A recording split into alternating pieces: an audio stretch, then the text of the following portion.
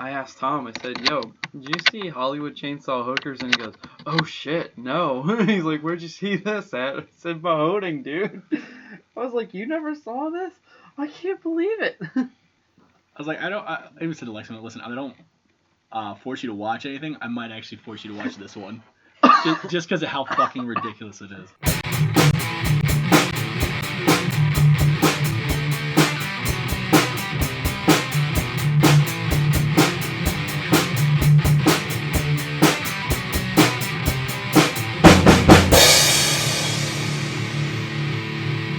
Hello, everybody, and welcome to another episode of Jeff and Collin in the Morning. We are your hosts, Collin Peters. And Jeff Manfred. Well, Jeff, I guess we got an interesting episode to talk about today.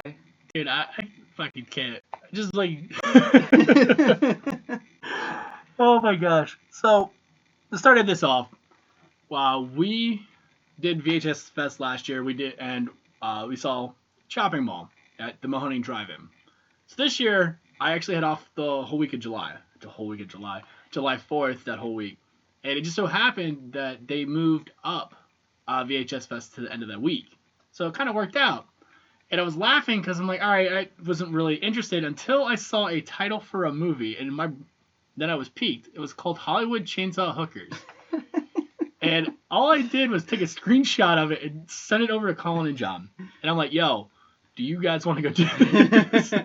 And I said, absolutely. I checked my calendar and I said, this is going to work for me, so let's just go. I mean, and even though I didn't know a damn thing about Hollywood Chainsaw Hookers, nor did I really care. I was just like, it's Mahoning, it's drive-in movie theater, it's VHS Fest. We did VHS Fest, like you said, for Chopping Mall. That was a fun time because it's not just this festival of where they actually project the old VHS tapes instead of 35mm or DVDs or anything like that.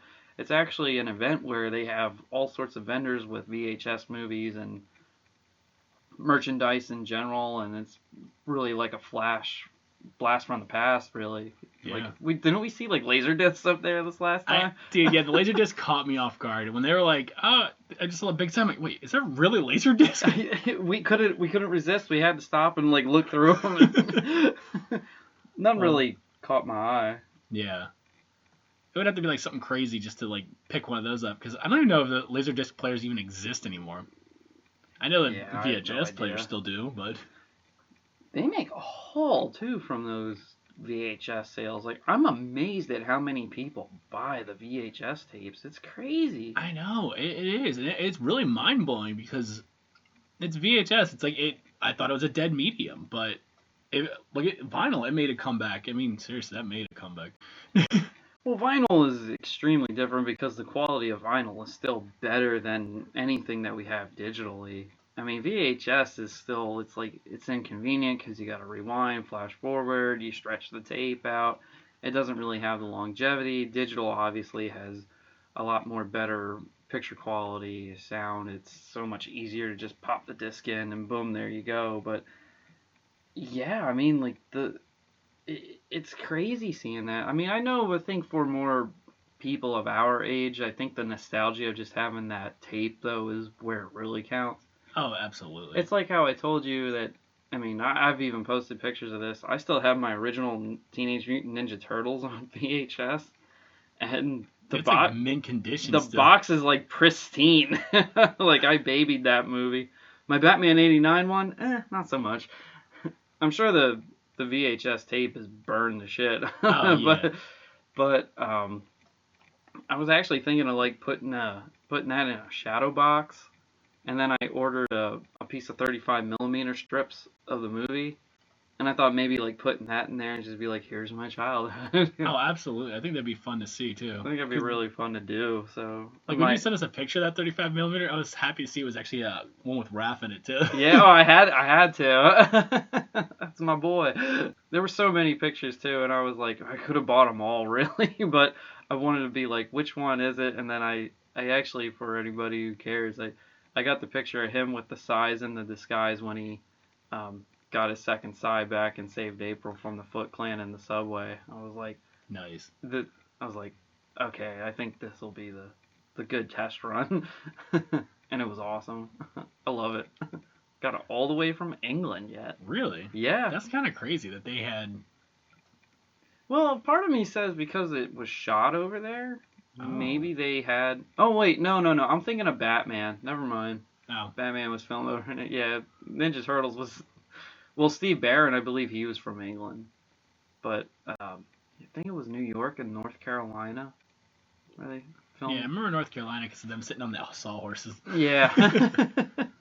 And they always talked about the heat in those suits, and hey, even though you have so many guys that go through the wear and tear of suits and stuff and costumes and makeup, but man, oh man, what a legacy when you get a product that just looks and feels awesome. Nightmare on Elm Street, Friday the 13th, RoboCop, Terminator, Teenage Mutant Ninja Turtles, Batman. It's like, that's movie magic. Yeah. Little Shop of Horrors. You know, I mean, I could go on and on, but holy damn, man. Cool shit. Anyway, back to VHS Fest at Mahoning. Hollywood Chainsaw Hookers was the one that caught your eye. I'm glad it did because I was like, okay, this is going to be interesting. Because when Jeff and I go to Mahoning, it's usually like Mystery Science Theater there. I mean, we just don't give a fuck. They even tell us when we get to the gate, they're like, oh, just keep it down. You can talk during the movie, but please be respectful to others. And it's funny because people around us laugh at the shit we say. Sometimes they join in, which even makes it funnier. That's when you know it's an event. It like going into it, I did not even watch a trailer. I was just like, I wanted to be surprised. I wanted to be immersed into it because I'm like, there's no way that this is gonna be amazing. Yeah, by the way, it is. It was actually really funny. I was not expecting it. I was just expecting like, cheesy, bad, and it wasn't. It was actually just straight up just humor, and it wasn't horror at all. Really gory though. I kind of figured watching it from the very beginning that everybody knew exactly that this was a B movie. Oh yeah. I tell everybody about when I'm talking about this movie. There's the one scene where it's the dialogue that got me. So you're going through the perspective of a private detective, and he's narrating the entire movie. So at one point he gets a call at like 2:00 in the morning, and he's with his girlfriend, wife in bed, and he's like, "I had to go." She's telling me that she loves me, wants me to stay, blah blah. And they're actually showing her, telling him to go fuck himself and giving him the finger. I died at that moment because I'm like, wow.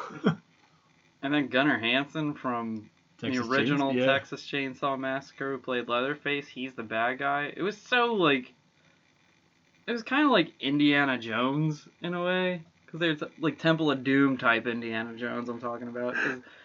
Gunnar Hansen, I don't even know his name in the movie, but he was supposed to play some like voodoo priest or whatever. They're praising the Egyptian gods. Yeah, Anubis. Yeah.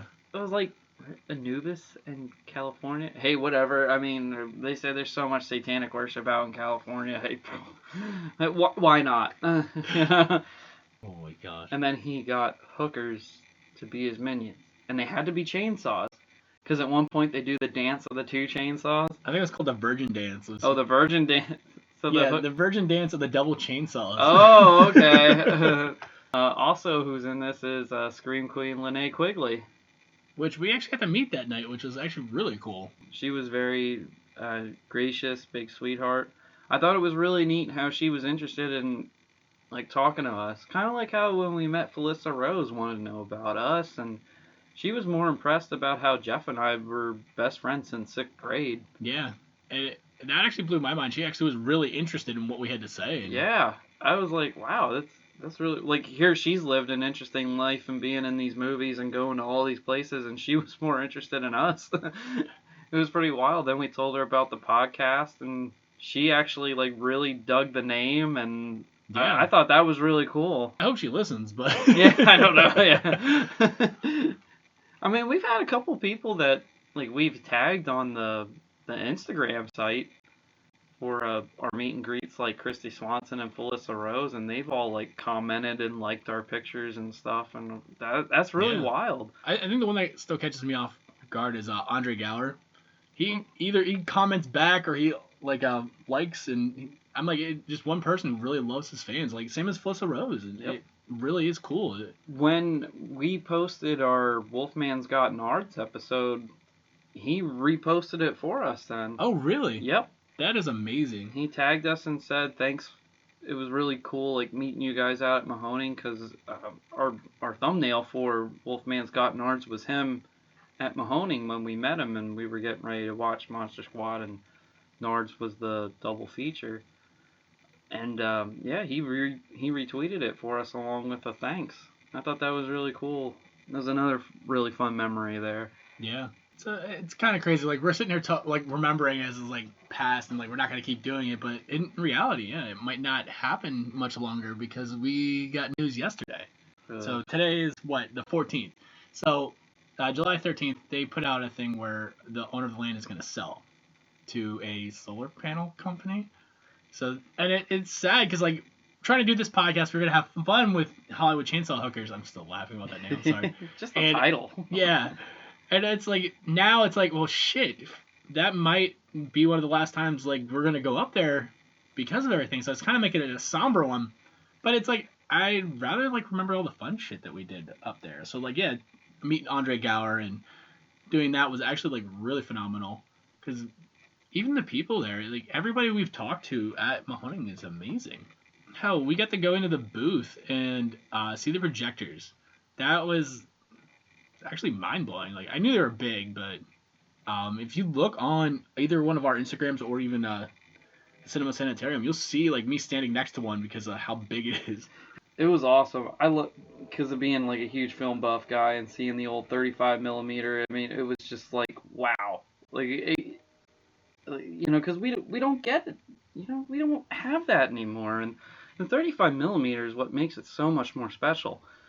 You kind of like get a badge of honor watching a movie, especially an old classic movie in 35 millimeter, which is what's really cool. Like when they had RoboCop and the first Terminator up there, you know, obviously they were before my time, but those are two of my favorite movies, and I got to have a theater experience that was not digital for them, and it was in that old classic feel of like the 80s.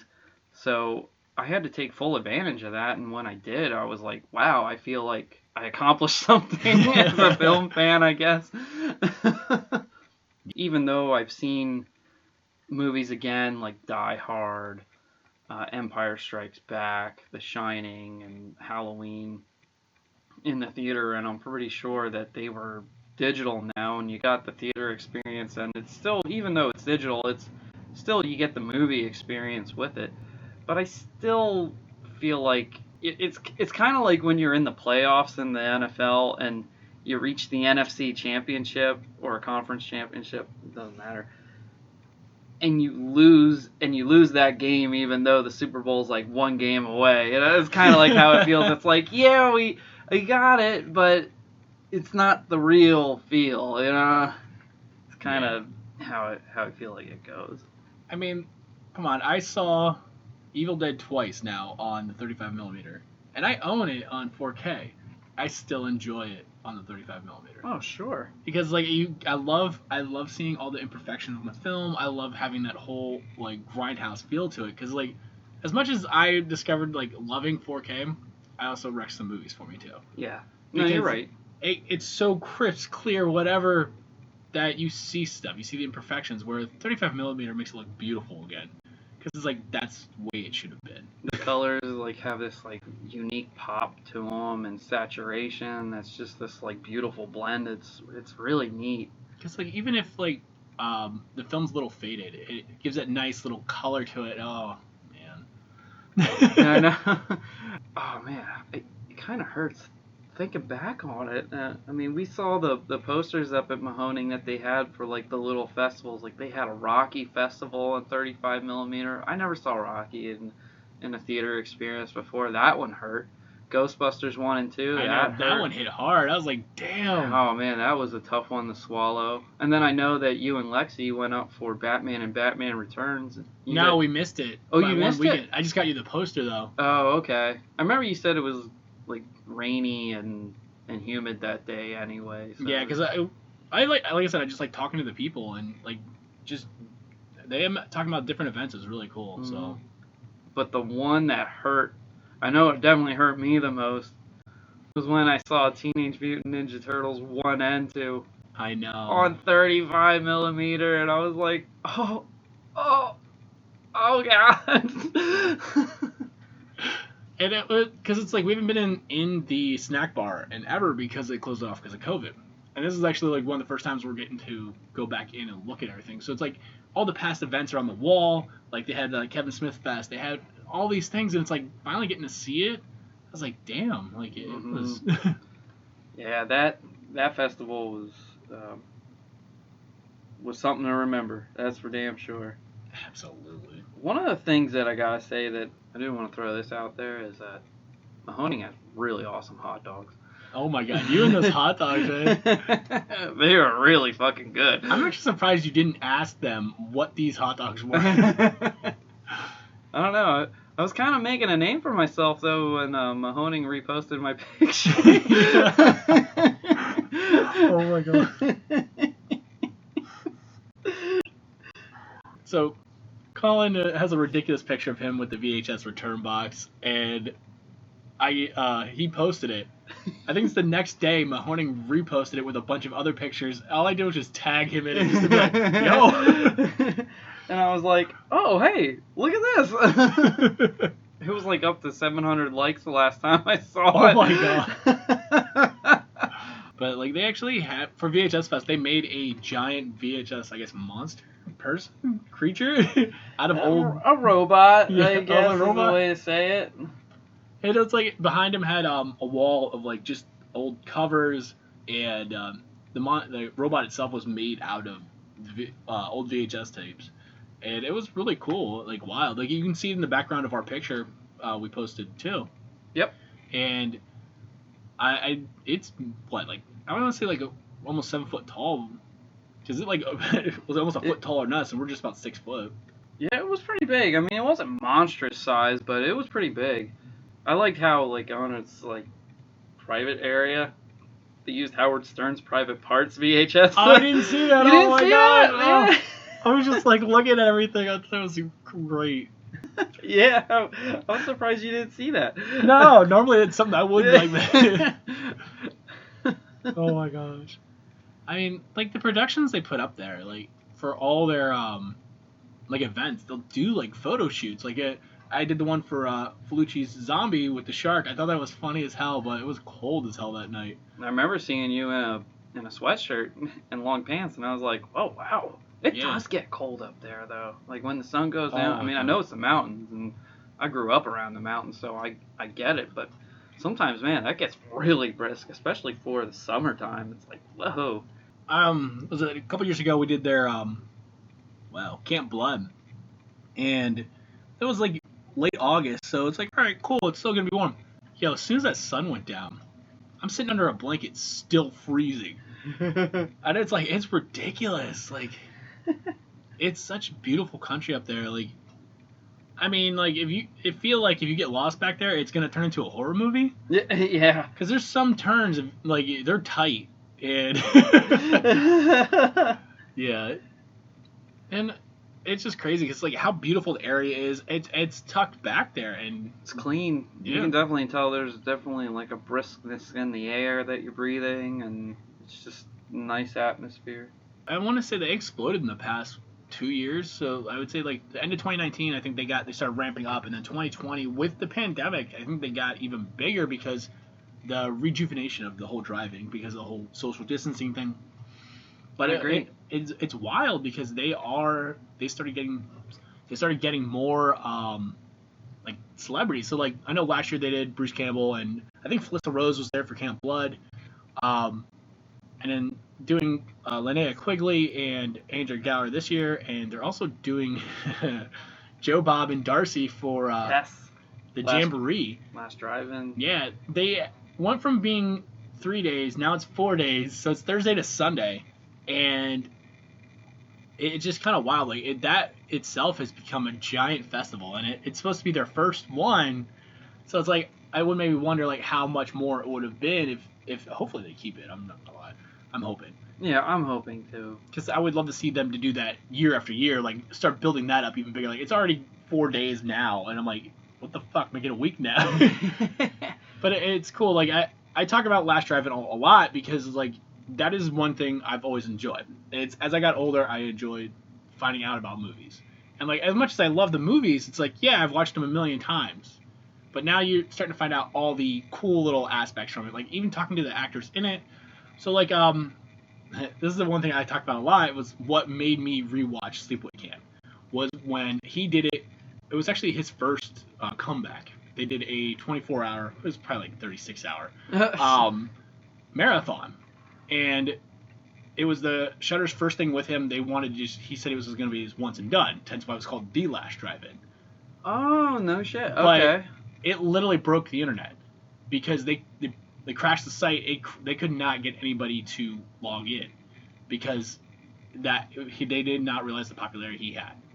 And I was like, holy shit, that was cool. Like seeing that he even apologized on air about it later on, and I'm like, wow. And it's like as I thought about it, it was like I didn't realize like I watched Monster Vision as a kid, so on TNT, it's like I remember the set more than what was going on because like obviously it was the mid 90s, yeah. And now it's like he looks totally different. Like he's old, but as I'm watching that, I watched the set like Reanimator on it. I watched Sleepaway Camp and another Linnea Quigley was Slime Bowl something or another. It was a weird ass movie. But when I was rewatching Sleepaway Camp, he had Felissa Rose on, and it was one of the coolest things because she was just him and her had this weird like. Not even weird, like they seemed like they were friends prior to doing it, so that's why she did it. And the dynamic they had, they could have talked for 3 fucking hours, and the movie didn't even have to play. Yeah. Because it was phenomenal. And like she was talking behind the scenes, and the reason she got hired because she didn't have any features, so she was like a board. And I was like, boy, did that change? Oh my gosh. And then like it was just funny because like she's like, yeah, they did this, and they talked about the dude that played her with a man. Was some kid they just paid and they put that mask on. But it seems like she's a really big advocate of remaking the movie, but she wants to play the aunt part. And I know she was saying that she wants her daughter to play the Angela part, which I thought would be funny as hell. Like that'd be the perfect.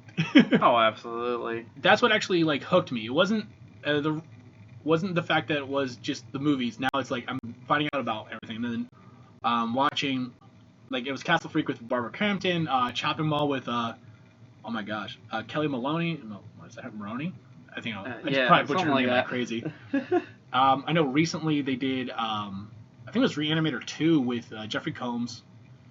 So it's wild. Like and then they did. Bruce Campbell and Maniac Cop. Of all things to bring Bruce Campbell in. Yeah, for Maniac Cop. Yeah. Hey, Tom Atkins is in it though. I know. Maybe just like suck you in a little more. That like we keep talking about like all these occurrences.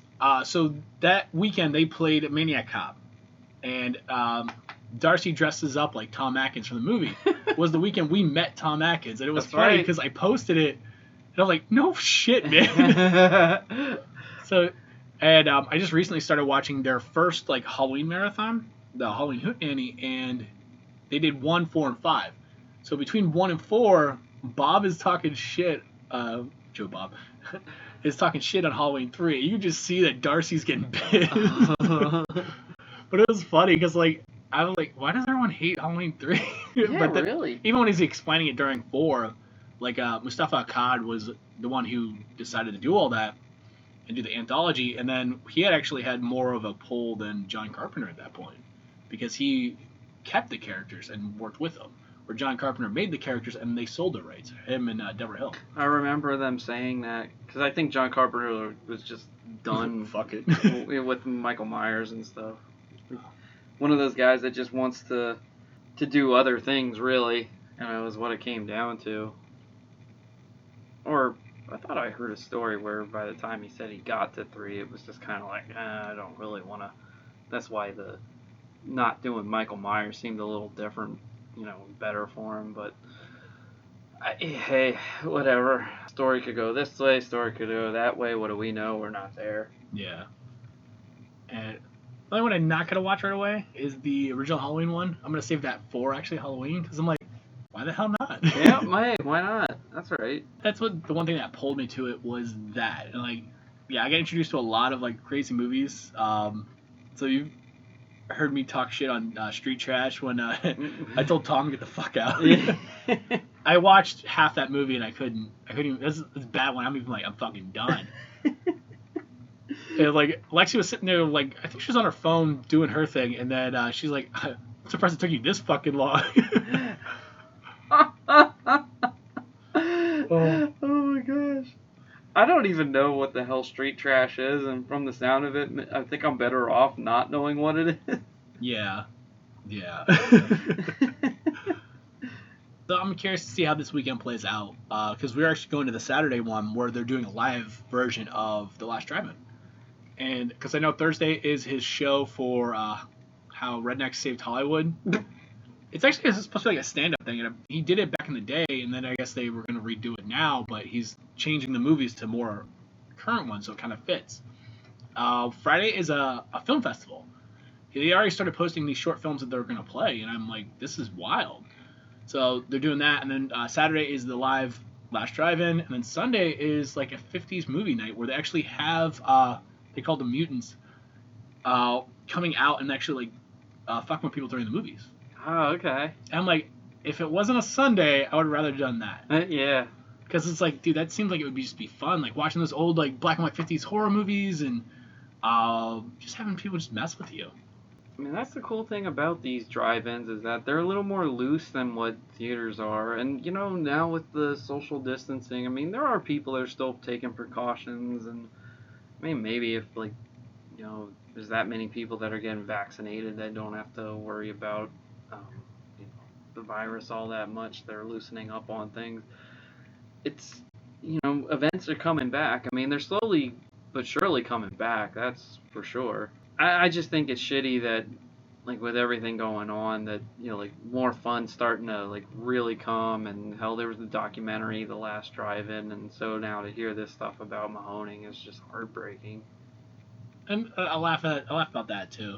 You have a cameo. Yeah, and that, like, I watched it on a whim too, because it was like cool. Like, I know Lexi said it was really good, and I ended up watching it, I think almost 6 months later than after she did, and it was just sitting there like, wait, is that my fucking Jeep? And so it's like, it was funny because like I sent it to Collin and John. I'm like, yo, look at this fucking asshole. And it was the first night I went was Zombie Fest. I probably feel like I told this story before, but whatever, it's fun. I literally see this person standing on top of the concession stand, like filming, and I'm like, what the fuck is going on? Lo and behold, and you can see the straight up confusion on my face in this. They do a lot of things on top of that concession stand. Yeah. Like, I know recently they had a Karate Kid marathon, and so they had somebody dressed as Ralph Macchio doing the was it the crane or whatever? I don't even remember.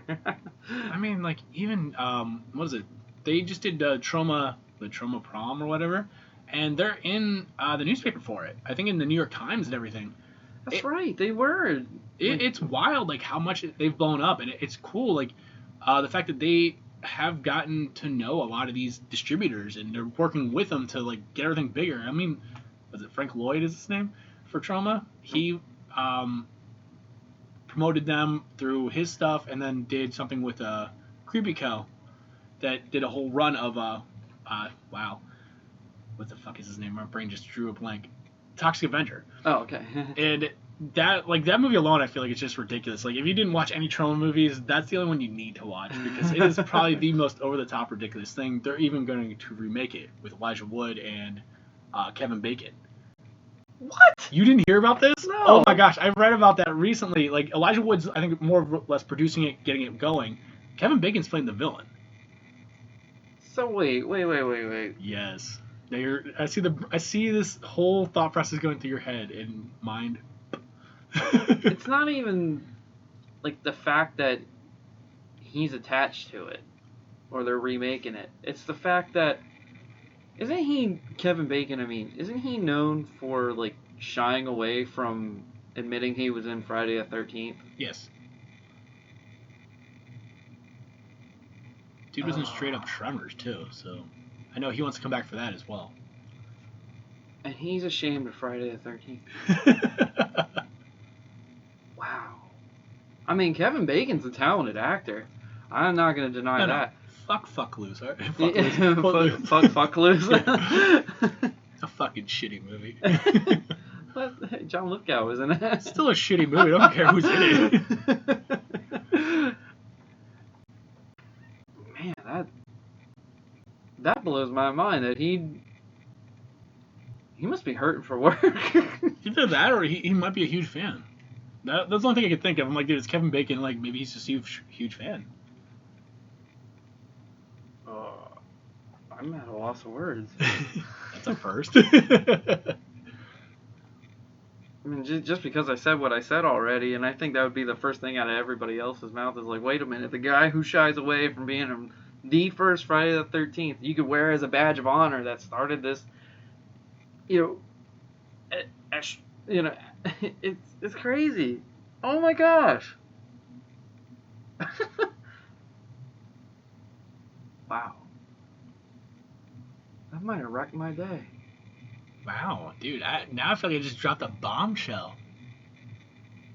I don't get it. I don't get it. Oh. Wow. Toxic Avenger over Friday the 13th? Get the fuck out of here. Dude, I'd still prefer Friday the 13th. Like, I know. That's why I'm like, what the... I was like, as much he was even in Hollow Man, for fuck's sake. That movie sucked dick. Ugh. Told you. Yeah. I know. What the hell? I was like, hell, dude. As much as I'm a big Jason Voorhees fan, I still prefer the original because I feel like the hiding the killer was the best part about it, and then the twist ending and showing that like the mom was just that distraught. That put so much emotion into the movie that I'm like, it made sense. Although I remember you got excited when I told you that I was writing a Friday the 13th script, and I'm not gonna give too many details because it's a progress in work. I mean, who knows whatever will happen to it, but I know Jeff got really excited when I was telling him about it. Listen, I'm all about just killing. Come on, everyone's been listening to me bitch about part 2 of Fear Street for like the past week. Because best way to explain what I've been bitching about, they had the opportunity to do an 80s slasher. How do I say this? The story got in the way of my killing. They talked too much. And I was pissed about it because I'm like, you guys are setting up a slasher film without doing a slasher film. How the fuck do you do this? I mean, a story is essential to make it better, but I mean, look at something like Nightmare on Elm Street and Nightmare on Elm Street 3, Well, like, really the whole series had good stories. I don't think executed well even in the bad one, because we had that talk on our way up to VHS Fest 5. Like, we were talking about how even though Nightmare on Elm Street 5 really isn't a good movie, there's actually some story in there that was pretty decent, actually. Like, it looks good on paper, and probably reading it and putting your mind and imagination involved with it. It's like how I said, really the characters that died in it, you kind of felt for them, even though you don't see it at the time because it's like, oh, fuck these guys, show me the deaths, Yeah. But really, there were the characters in that, you didn't, there really wasn't anybody bad, and you actually felt for a lot of them that did die. And it's like, and when I tell some people that, they're like, oh shit, yeah. But the movie just wasn't executed well, and it totally it gets disconnected, and that's where people just lose it. I think also the fact that it's a 5th in the series, so at that point, there's hey, whatever, here's this, and the people who wrote it, like you said, did put some depth to it, and but like you said, execution didn't pan out as it should have. At that point, it just came across cheesy. Yeah, and that's what could really wreck a movie. I should say make or break a movie. As we really were originally talking about Hollywood Chainsaw Hookers, where it was all tongue in cheek, but it's wild because we've seen so much over the past 35 years of different movies. Even when we were kids, it's crazy just knowing that they're just gonna keep continuing no matter what. So them remaking stuff doesn't seem like it's an amazing idea, but we just recently talked about the remake of Nightmare on Elm Street. We've already talked about the remakes of Halloween and Friday the 13th. So it's it maybe, and Texas Chainsaw. But Which one? yeah, I was like sitting here thinking like, there's a lot, but I mean, within on the horizon, there's a lot coming out too. So we have the Halloween Kills coming out. We've got Candyman remake, which I'm actually kind of curious about. I don't know if that's a remake or a fourth.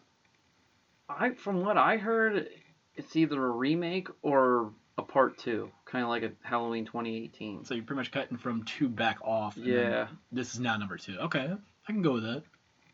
But that seems like they're doing that with a lot of shit now. Oh yeah. Because how popular Halloween was, and what they executed it perfectly. I'm starting to see like another resurgence of horror, where they backed off for a while, and the popularity kind of died down because I feel like it was starting to oversaturate everything, and then I guess the Halloween 2018 kind of started resurging again, and I started seeing a lot more, unless it was more or less like a lot more of the let's just kind of slide this under the radar. Because, like, was it recently they just put out Conjuring 3, which wasn't bad. I know it wasn't as amazing as the other two, but they changed the dynamic because they didn't want to keep doing haunted house movies.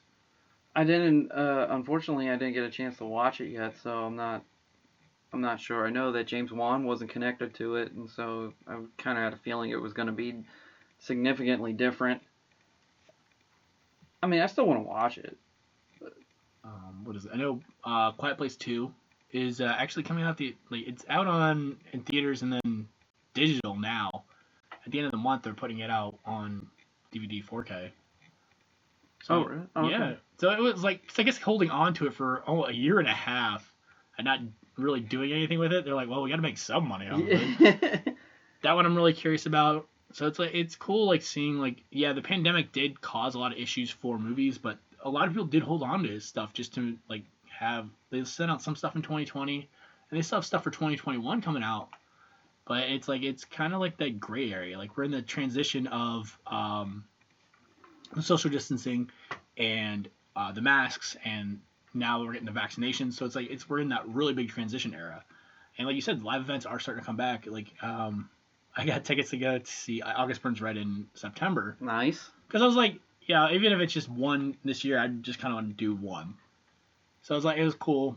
And I was surprised that early that they're like, yeah, fuck it, let's do this. But then I started looking more into it. Like, there's a lot of people already starting up in August. So yeah, I think that it seems to be like that's when it is which it kind of surprises me because we're getting to the end of the summer, which is where a lot of those tours really do take place, unless they're going to be inside. But you want it with everything still going on. You still want outside events more. Yeah. Even though like I'm not a big fan of hot weather, but it like it's the safest route to go. I mean, if they say like everything's all outside, but it also makes me wonder, like, if let's say they cut the numbers in half, like let's say the venue holds like let's say 3,500 people, they're only gonna let we'll say 2,500 in. Yeah, I think I remember seeing something about how if you want to go to an NFL game, there's still going to be like every other seat, or they're still going to have some sort of social distance requirements. Which, I mean, I get it, but that's an outside thing too. I think it's still wise to keep precautions, despite opinions on the whole thing. I mean, like we've heard so many different things about this virus and how like CDC guidelines are getting things wrong. This doctor and that doctor's getting things wrong. Hell, people are reacting to the virus differently. Some people, well, like you, Jeff, you had it in 7 days and kicked it. Yeah. There's some people I know that got it in a day and then boom, it was gone. And then there are people who are dying that need a ventilator and either they kick it or they don't. And it's like, so it's, there's just so much to this stuff that just keeps coming. Now there's this Delta variant and all this other weird nonsense, and and I'll admit, part of me is like, what's true, what isn't, but yeah. I mean, all I can say is I still take my precautions, and that's just how I'm gonna do it. Not just for myself, but for other people, because, I mean, I know the risks I take by not wearing a mask or wearing a mask. Like I know about all that, getting vaccinated, not getting vaccinated. I do my own research on it, and all I can say is I just got to know what's best for me. Not because some politician says I should or some you know, rebel, like nothing like that. I just do what's best for me and for what I think is best for like people around me is really how I view it. Yeah. And like I hear stupid stuff like, "Oh, the masks are trying to muzzle us," and I'm like, "Listen, if I want to raise my voice, I'll just rip the fucking thing off and get mad." So I'm like, it's nothing lock and key with that mask on me. True story. Like, yeah, you're gonna be heard no matter what. exactly. It's been a wild ride because you get to see a lot, get to do a lot. I mean, shit.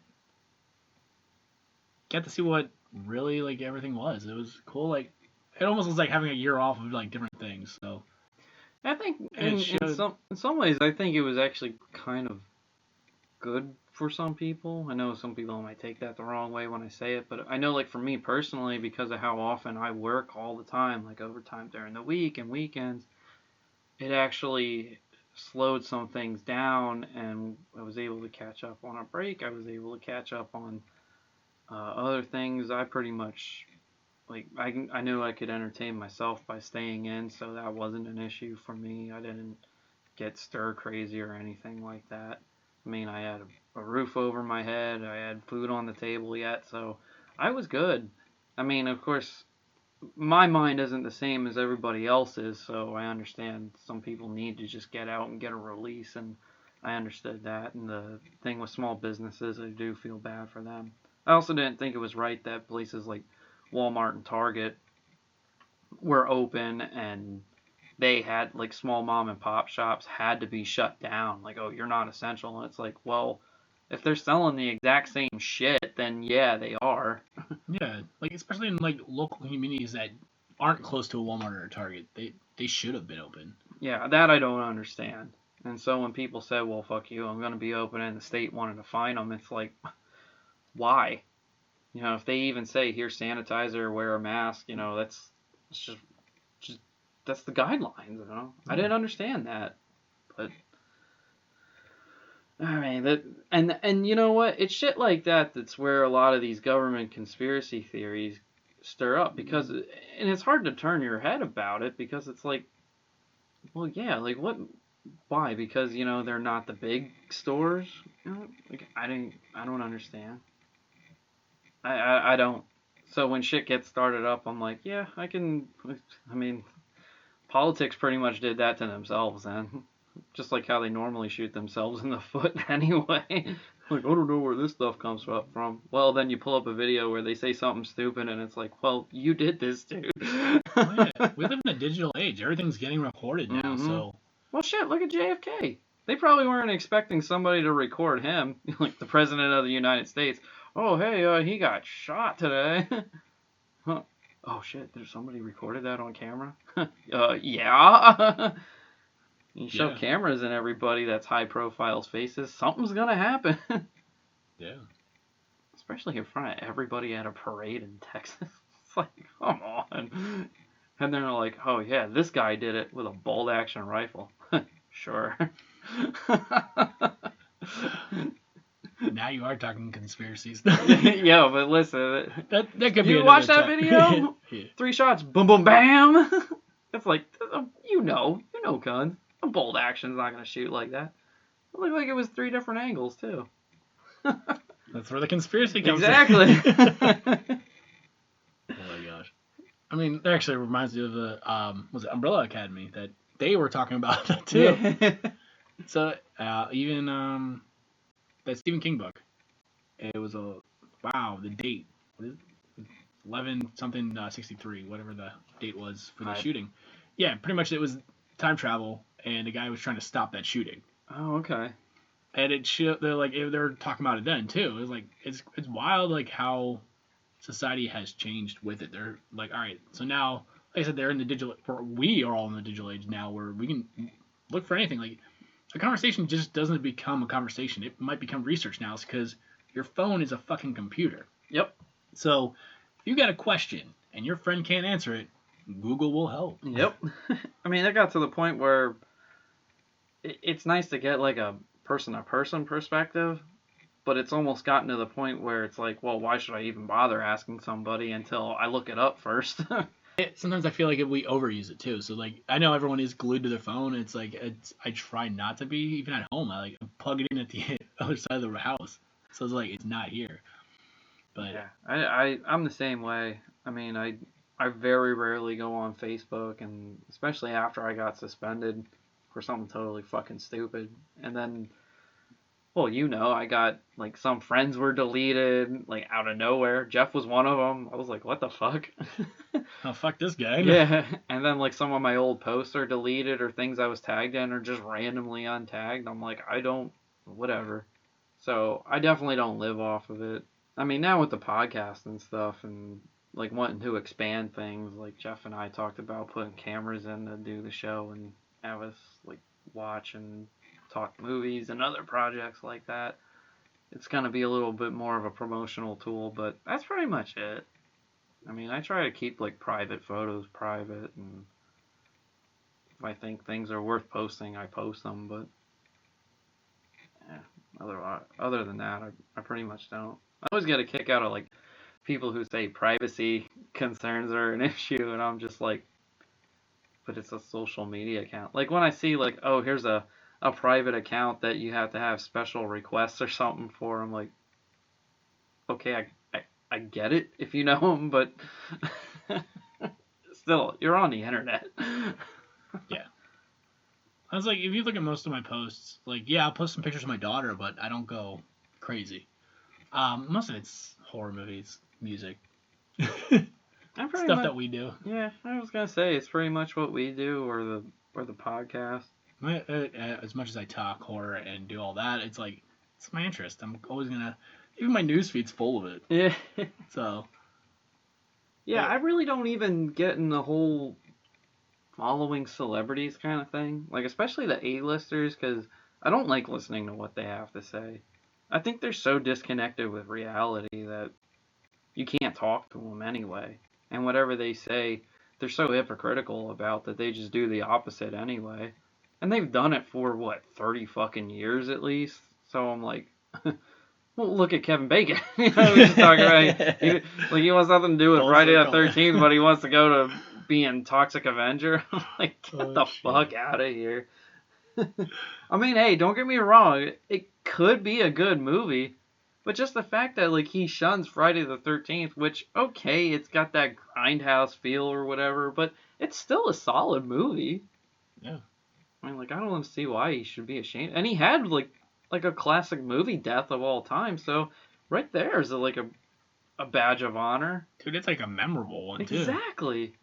In some ways, it's kind of comparison to the Johnny Depp bed scene. You know, there was an arm that came and grabbed you, and then a brutal death that follows.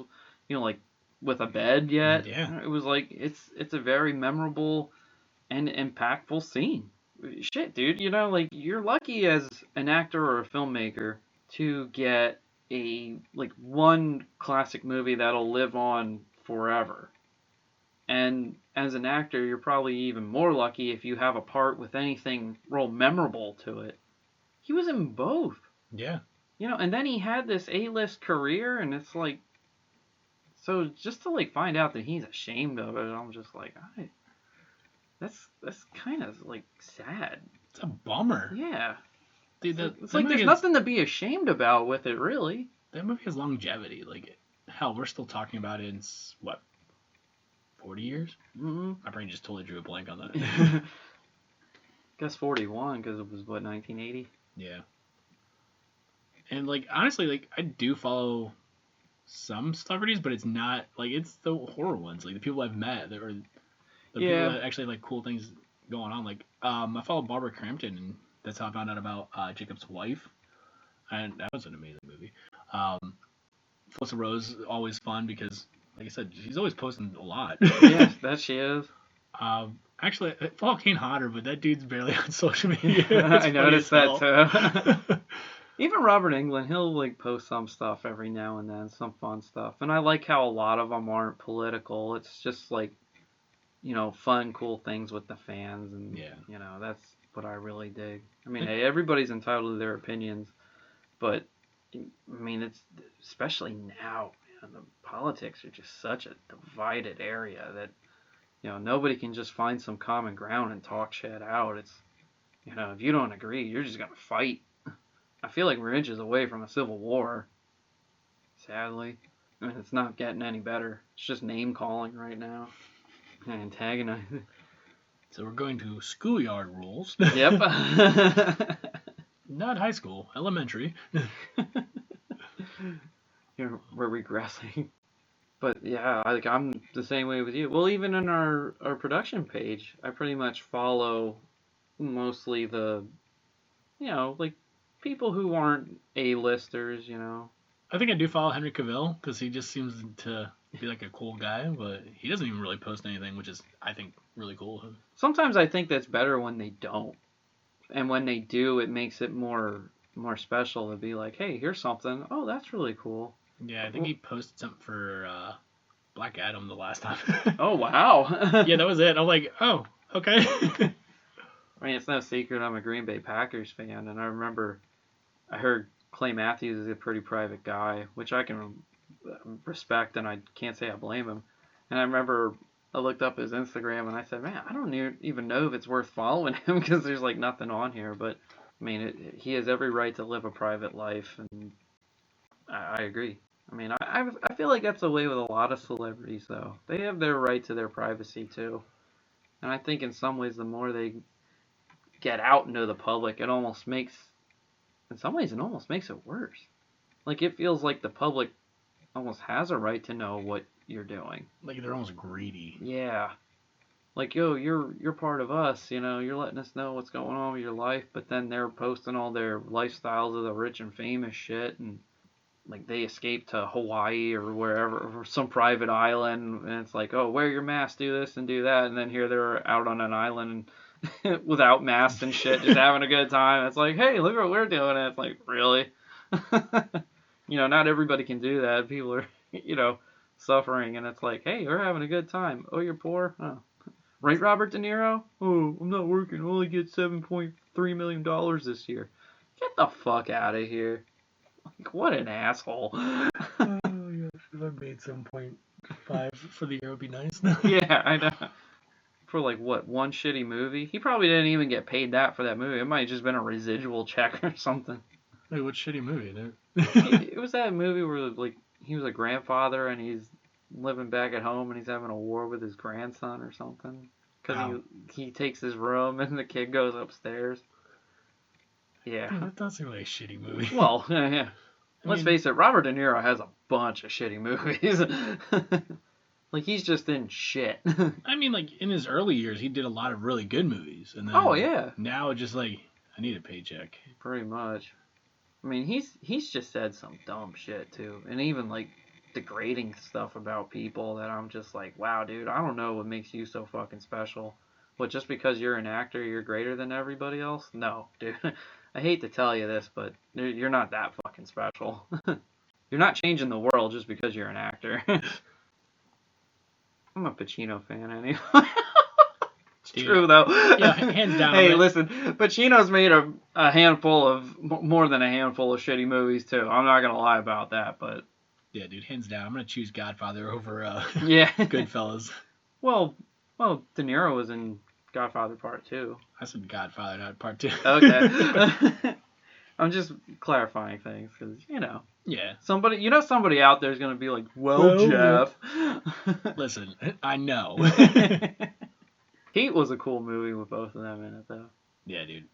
One time that Val Kilmer was actually... Yeah, I know, right? Tombstone.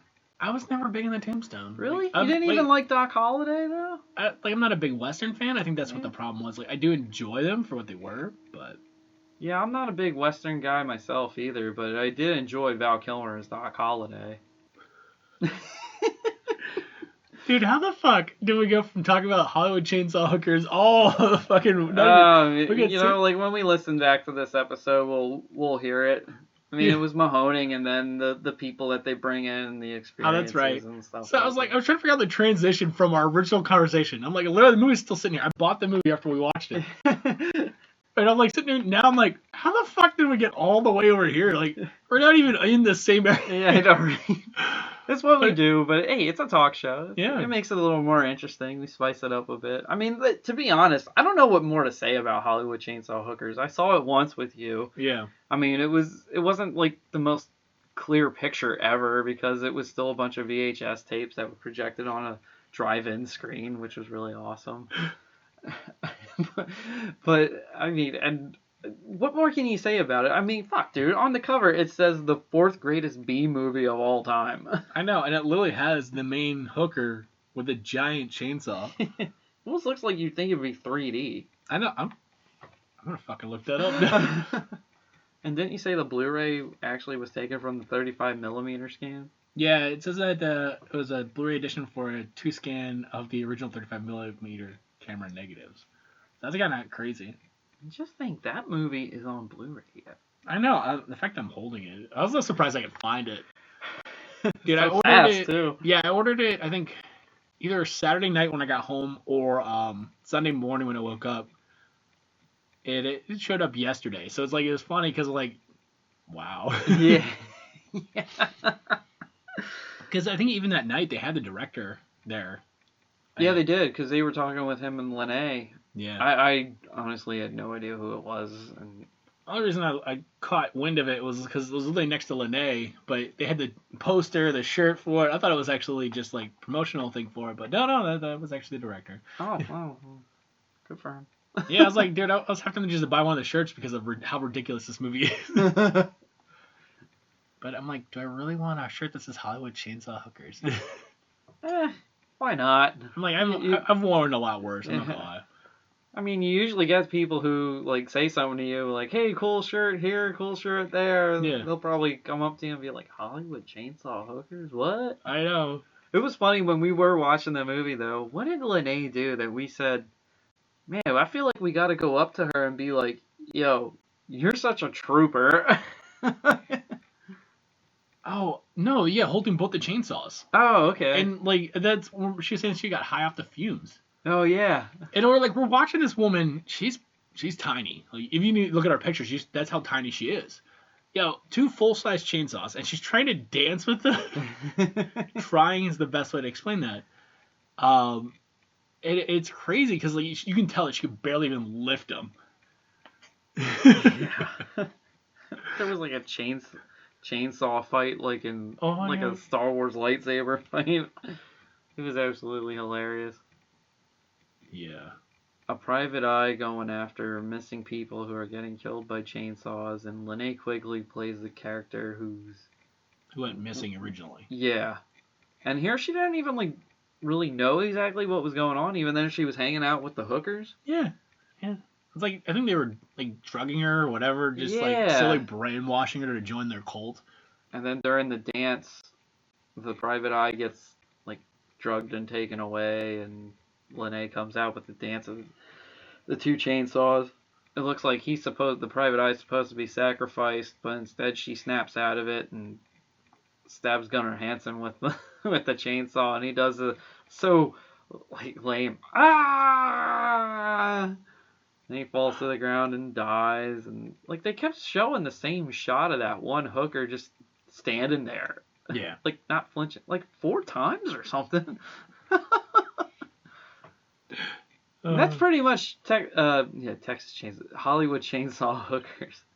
Although I think when they do kill the main hooker too, and then I guess when the other police show up, Lene goes, "They're gone." Oh, that's right. Their bodies like melt almost. Yeah. What the fuck is this shit? Or wasn't it supposed to be like, oh, they might have, like they're still alive, but they just got up because they said, well, I hope they don't. The private eye even says, like, I hope they don't come back. Like at the end of the narration. And it's like they were setting up for a sequel that probably will never happen. Oh yeah. If it does, I'll be even more surprised. And then there was even the sign, like, evil temple this way. Oh, what is it? The other one that said, keep going, you're almost there? Yeah. So, yeah, like, I would say check it out. Like, it's worth a watch, and you're going to have some laughs. Like, it almost starts off being kind of serious, but not really. Like, but then it just, like, starts going way over the top. Come on. the first thing that we hear is the hooker talking to a construction foreman, and she's like, "I bet you know how to hammer some nails." I'm like, "Oh fuck me, I'm fucking." Dialogue's one thing, but when it starts getting into the antics like signs and dancing with two chainsaws for Anubis, it's like what? Oh my gosh. Hollywood chainsaw hookers, yeah. I don't even know if it was really an hour and 30 minutes. No, it's 75 minutes. Okay, yeah. So it's like it was short. So really short. It got really into the point quick. Yeah. Does it have any deleted scenes on there? No. Okay. But there's a making of video. Oh. And something called the Night Owl Theater. Now I'm kind of curious. But, even better. Oh my gosh. Like as much as we talked about like everything in Mahoning, and I'm hoping that they continue. Even if it's, let's say, not the same location, working with another location, because like their promotion, everything they've done just to get where they're at is phenomenal. Yeah, Mahoning's not really just the name of a town. I mean, that name is like synonymous with that drive-in. All you got to do is say Mahoning, and right away it's like people think drive-in. Yeah. Yeah, like you said, I hope it still lasts because there's not a whole lot of 35 millimeter, to go around with that, and it's something for film enthusiasts just to experience because it's just that fun. I was like, hey, if you're listening to this and you haven't gone, I'd say definitely go. Hopefully soon. Yeah. I mean, like we talked about a lot today. I mean, we talked about a lot, but I'd say definitely go check them out. I would say definitely check out Last Drive in the show, because hell, I just talked about with John and Collin about Texas Chainsaw, like the original, because I own them, but I don't watch it because I'm like, I always remember it being cheesy, and then I rewatched it on the Last Drive-In for their Thanksgiving special. Figure that the fuck out. Oh, the family maybe. It was called Dinners of Death. Okay, there you go. The funny thing is, it was a marathon on Thanksgiving. I'm sitting there, I'm like, who the fuck's gonna be watching cannibalism on Thanksgiving? I'm sitting there going, probably me. Yeah. But I usually watch Mystery Science Theater on Thanksgiving because they usually do a Turkey Day marathon. Okay. So it was like kind of like one of those things, because they started on Thanksgiving. Gotcha. As I'm talking about all these shows now that have now built my childhood. Now we all know where my shitty fucking movie watching has come from. Yeah. Like I said, going back to that, where I was talking about how watching that made me reappreciate movies. Like that was one that made me reappreciate Texas Chainsaw Massacre. And talking about Gunnar Hansen, I actually ended up watching that, I think, the week prior to us going to VHS Fest. Yeah, I mean, I like stuff like that, especially in movies like Last Drive-In, shows like Last Drive-In, because you get to see movies and hear a different perspective that maybe you might not have liked that movie originally, but then it gets a little better because somebody else was saying, hey, I like this for this reason, and you might say, okay, maybe I'll give it a second look and give it a shot. Or you can have discussions kind of like what you and I have, and with John, where we say like, well, do you really call it a discussion when we yell at? Well, I yell at John. Yeah, you yell at John. I mean, I yell at him sometimes. It's stuff like that makes you have a better appreciation for it. But like, I think one of the coolest compliments we ever got on the show was in our Friday the 13th episode, when some people had said, yo, I didn't realize that like some of these movies were like worth a watch because I thought they were just stupid, blah blah blah blah. But like when they said, you guys talked about how, what would we say, like part 6 and part 7 were different and fun, and yeah, it's not just like a typical slasher. They were like, okay, I'll give them a look and give it another set of eyes and stuff. And that was the one thing I thought was amazing. Like we can talk movies all day. And when we actually got feedback, so like when we talked about those two movies, people were like, oh yeah, I'll give them a rewatch. One we'll always talk about is Halloween 3, because I feel like that does not get the notoriety. It's starting to now. Like, come on, I sent them a screenshot of them putting it on 4K. It was the only one I ordered out of the fucking whole set, because I'm like, I already have 2018 and the original on 4K. But I was like, dude, there's no way that they're putting 3 out. And it was like, when I saw that, I was like, holy fucking shit, it might actually start to get its notoriety. But we will still talk about that movie like it's the most amazing thing, but we know what it is. We know what we're watching because it's still a fun movie. It's like almost James Bond meets Tom Atkins, right? Yeah.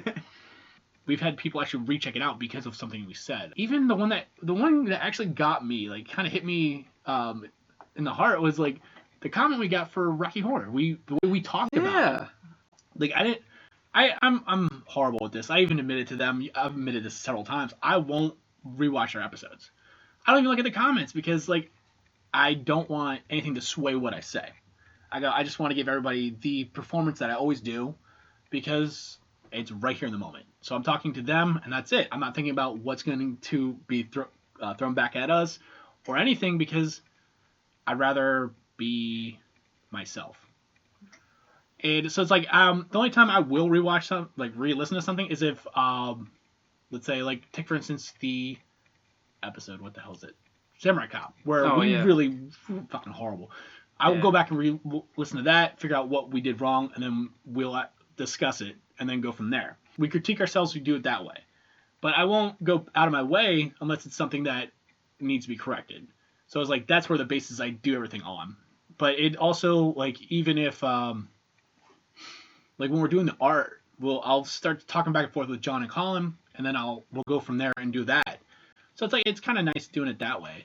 But like I said, that was the one thing I went back and read because you said something, and I'm like, there's no fucking way. And then like you said it, and I started like scrolling because I'm like, dude, that was the one thing. I'm like, damn, that actually meant something to me. Yeah, it was a very sweet comment that I believe it was a woman that posted it. She even said that it like in that whole episode, and that was like in the early days when we were first starting it off, where we just kind of like talked about the movie and then said some things like behind the scenes and what we liked and what we didn't like, and the show's definitely progressed and changed, you know, like it should have. I mean, looking back, we probably shouldn't have like broke it down a whole movie like that, but we didn't know what to do. We were just like, hey, let's get together, talk about this stuff and whatnot. But all that stuff in between, it clearly like hit people, and I think the thing that helps is that we're just us. You know, we don't be defined by a political party or a certain narrative.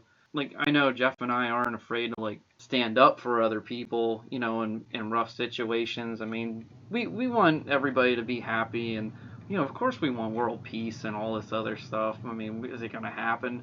Probably not, because I mean, different beliefs and religions and all sorts of other things play into effect with it. But with this show, you're just going to get how we feel, and we're not going to push a narrative of anything because that's not us. You know, we don't tell anybody how to live their life. I mean, I'd rather educate somebody and just, you got to decide for yourself.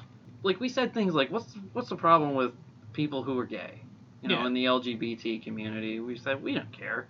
I mean, Jeff and I are as straight as the day is long, and I mean, we watched that movie and I think it's fucking awesome. you know, it's still an amazing movie, and I feel like everyone should watch it. I don't care what your affiliation is. I don't even care. Just watch that movie. It's still amazing. Yeah, the music's great. I mean, fucking Tim Curry is fantastic in it.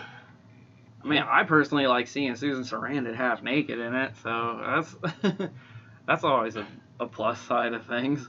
But I think I've also mentioned before, we're a lot more open-minded than most people are, and that's what everyone should be. Like it's not more or less like critical thinking. Yeah, exactly.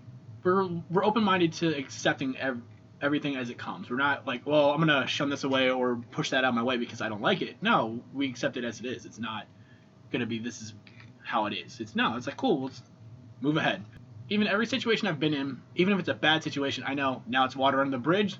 Let's move forward. Let's keep moving forward. Don't dwell on the past. Don't dwell on the bad things. Just move it forward. The only thing you can do is like take that bad and make sure it doesn't happen again. Yeah. It's pretty much what it happens to it. Like it's kind of like what we were talking about with Mahoney. Like at least like the solar panel company, I don't know much about solar panels other than that it's good clean energy, but it would be like more of an insult if something like really bad were to come in, tear it down, and not be productive at all. Really, I mean, not that I'm like condoning it, but I just don't want the the twist of the knife yet to happen to a place like that. Yeah, that's just how we are, and you're right. I mean, like in Film Asylum, we don't really get too political with things, but I do like how everybody gets to know us when it's just you and I. I mean, they hear it a little bit in the Film Asylum episodes, but hey, you're just gonna get us, and we just want nothing but a damn good time. Yeah. I'm pretty sure somebody out there is gonna be like, well, you guys also talk about how you own guns, and it's like, so we have every right to protect ourselves. I made this comment when we were at Mahoning about, we were talking about guns and protection. I'm like, I made the joke of, well, how about this? Listen to a shotgun rack up or a chainsaw start your house. What is going to be scarier? I'm like, either or is very dangerous. And I'm like, yeah, if I have a chainsaw in my house and I start it up when, let's say someone breaks in, are you going to fucking come back? No. It's the same concept. I feel one is a lot safer than the other. Yeah. But that's just who we are. That's where we grew up. That's how it is. It's like, yeah, we know gun safety. We know all that. We know how to treat guns, but we don't overuse it as it's like it's a crutch. Yep. So that's the same thing with martial arts and, weightlifting. That can make you dangerous and have an ego and have like your own natural body strength and be dangerous to other people, and like martial arts will make you a lethal weapon too. So your cars can be, fuck, you can download how to make a pipe bomb on the internet, so don't fucking say that shit and get us in trouble. It's been out there for years. I know, but don't fucking admit it. Like, you talking about ego and bodybuilding. Like, listen, I've had the most humbling moment in my life was when I had a cancer scare when I was 27. I didn't admit that to anybody. Not even to my wife. She only found out when we were in the ER.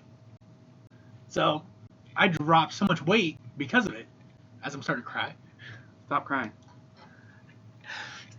It took me so long to admit to it that I didn't know what to tell anybody, so I lied. I lied to everybody. But I'm laughing about it.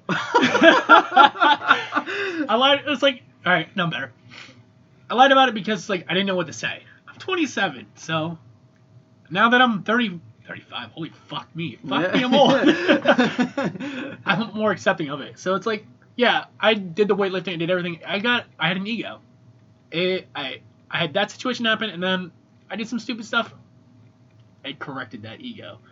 And honestly, it made me a better person, and I'm glad for it. So, that, having a 2-year-old right now, yeah, that changes a lot. Like, between that, all that, the pandemic situation where I quit smoking, and I actually started running to deal with stress. So, I'm trying to do a 1.5 miles under 15 minutes. That's my game plan right now. I'm actually at 1.5 miles at 15 minutes. I'm trying to get under it. So it's cool, like I said, it's the whole changing thing and be more accepting. Because, at that point, I was ignorant as fuck. And then when that happened, it changed everything. It made a whole new perspective. So I was like, cool. Now I understand. Yeah. But it's like, it shouldn't take that. We should be more accepting as a society prior to, bad situations. Oh, yeah, it's like what I said before, and I don't know what episode it was, but I remember we were talking on something where I said, I think we should be a little more prepared in schools and, or at least, outside situations growing up that'll say, this is how you prepare for somebody who has a health issue that could go to a nursing home, or more, financial, balancing your checkbooks and, maybe even more self-defense kind of thing. It's like how I said, if more people know self-defense, I'm not saying this should be in schools, but it should definitely be something that it's almost necessary to be taught, because the more you know self-defense, the more nobody's going to fuck with you. And that's part of the problem. It's like how I've had theories on, how violence happens to certain people. If you ever notice, victims are usually vulnerable people. And that's part of the problem, is that if you make somebody not so vulnerable, you're not going to fuck with them. Whether it's, martial arts, whether it's, how to use a gun. And, in places that are, pretty, they advocate Second Amendment and right to carry, you don't get a whole lot of violence, because most of the time people know that, you're going to get pinned by somebody who's going to be carrying. Yeah. And that's the crazy thing nowadays, because you don't know who's carrying. So yeah, I mean, life is very humbling. I mean, Jeff knows stories like all the day is long that I didn't have the easiest childhood growing up.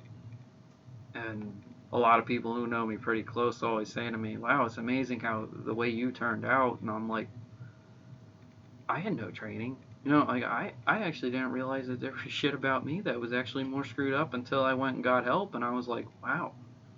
Yeah. Because I was just like so off in my imagination anyway and just focused on being better and just kind of getting out of what I dealt with. That it is that like a weaker person would just succumb to it and just let it happen, and it's kind of like that. Well, I grew up around it, so I'm not gonna be better than it. And I'm like, no, I'd rather, I mean, don't get me wrong, working 60 to 80-hour weeks sucks. Oh my god. But I did it and I got out of it, and I've been better for it. It definitely has been humbling. I also want to say, for anybody who is ashamed of mental health problems, don't be. Because you'll find out that even the sanest person will still go and seek help. Yeah. There is nothing to be ashamed of seeing somebody that will help you with psychiatric evaluation. As a matter of fact, I think it's even better if you feel like you don't have a problem, just to. And here's another thing: is not every therapist is also meant for you. I mean, like you might go and feel like something's not right, so you go and you see another one, and somebody else might get to you better or actually want to help you. So don't ever be ashamed of that. No. You might even find something about yourself that could be a problem potentially and can be prevented. And that's important. And that'll make you better as well. And I think we all need that. Especially with all this like confusion of sexuality and stuff. It's not bad to, like, if you're feeling it at a young age, to seek help, or if you feel like you're in a broken home, like I think like more people should be available for kids to just go whenever they want. Yeah. Like I understand that it's like there's insurances involved and stuff like that, but I think kids definitely at a young age, if something is hurtful in their psyche, they should have the opportunity, no matter what, just to say, okay, let's just go and get this taken care of. Because I mean, definitely kids can't afford it if they don't have insurance, but I think it's very important to somebody growing up. Yeah, even if it's a counselor, somebody just.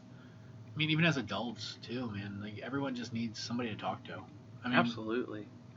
And then I also learned that growing up, when I tried talking to people, I was talking to the wrong people at times, or you just talk to people who didn't care.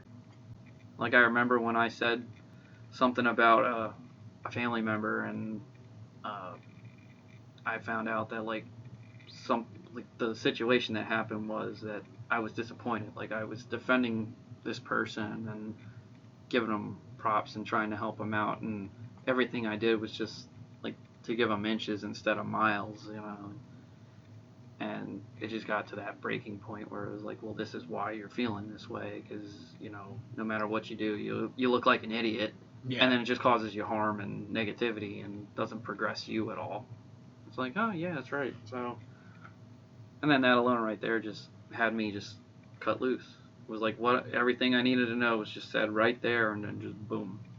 Yeah, made it easier to cut the ties. And then... Yep. And family also isn't the be all end all, a trump card. I mean, I don't talk about it a whole lot, but like I don't talk to my brother, because he's got issues and he's had some harmful things happen in his life, and I just feel like it's better to cut ties with him because I don't feel safe, I don't feel comfortable, and I just don't want to be around negativity anymore. I'm tired of lies and bullshit and fake people. So it's like, bye. Don't want it, don't need it. Yeah. I mean, and all those blood ties, that makes it even more harmful at times. Because if everybody just uses that, we're family, you gotta stick with me, It's like, well, if you almost kill a guy, that doesn't really mean that that's okay. Just because we have a blood tie connection. Wow. Damn, we got fucking Yeah. deep, man.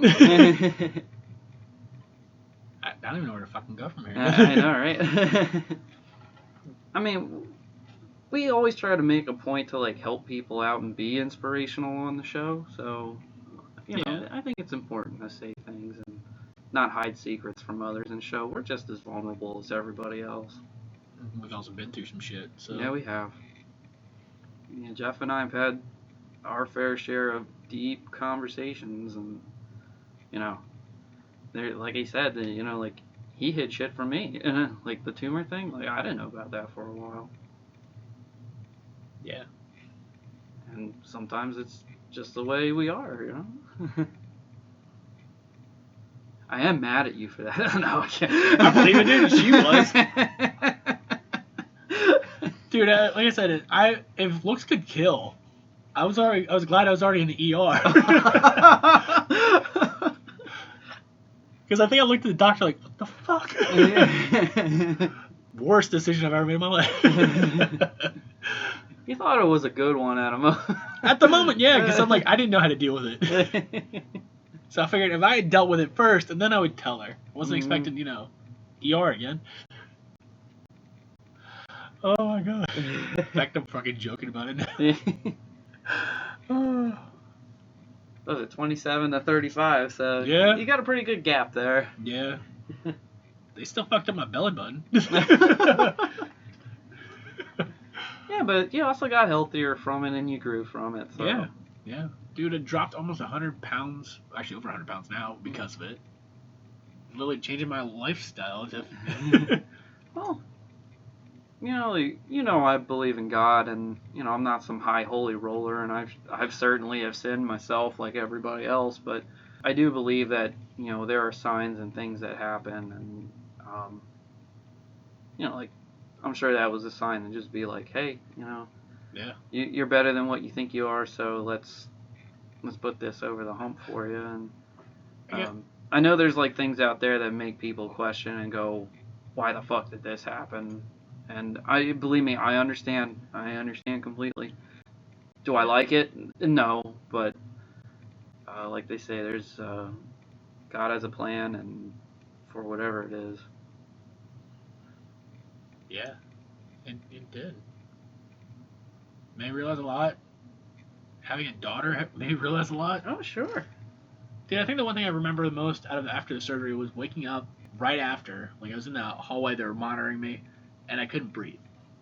And I was trying to get out, but like I couldn't say anything, and then because of having the tube in my throat, I started panicking. So I started grabbing the cords, trying to pull everything out to tell them. And they're like, "You need to calm down." And I go, "I fucking can't breathe." And I went to pull this out. All of a sudden, I see her put something into the IV, and then she took a second one and stuck it in there because I still wasn't calming down. And then I puked up all this blood and passed out. Because because they said it was a mucus plug right at the bottom of my esophagus from where they had the air hose, and it was just the blood was because of the tube. And I was like, because of that, I couldn't breathe. And as soon as I coughed all that up, it was like I was fine and passed out. I was like, all I remember was just like waking up in a panic, starting to pull stuff out, which obviously you shouldn't do. Yeah. And I'm like, I grabbed the railing to push myself off, and the lady's like, "You need to calm down." I probably said something fucking stupid to her, too. Well, sometimes in the heat of the moment, you don't know how to react. Like, I guess naturally some people would say, like, just do this, like, put your hands by your throat and just show, like, I can't breathe. But, when, like, it comes to seconds, you're like, yeah, I was like, all I remember was, like, starting to push myself up. I went like this and, like, made a motion of, like, around my throat. And then I finally choked out, can't breathe. Oh, my gosh. That was, out of everything, that's the one thing I remember. Oh, kind of fucked up. But you made it. I'm happy you're here, brother. Dude. I mean, I consider you more my brother than my actual brother, so... Well, obviously I consider you my brother. Yeah. Two sisters. And it's true, like, when I usually, like, tell people, like, there's a couple people I usually say in my life that are my brother. Like, you're one of them. Obviously, Joel's another one. Yeah. Because of, like, our family history. you know, like even John, you know, he's been close. I mean, like I've known him since college, you know, so it's not like I've known him like, you know, like you or Joel, but Yeah. but still, I mean, he's just as close enough to be family. And I've also learned that like family ties through blood are nice, but like at the end of the day, it's all about that camaraderie and who has your back in the worst moments and in your downtime, and that's when you know that that's what matters. Yeah. People who don't use you, I mean, that's family. Like loving you for who you are and wanting to be there for you.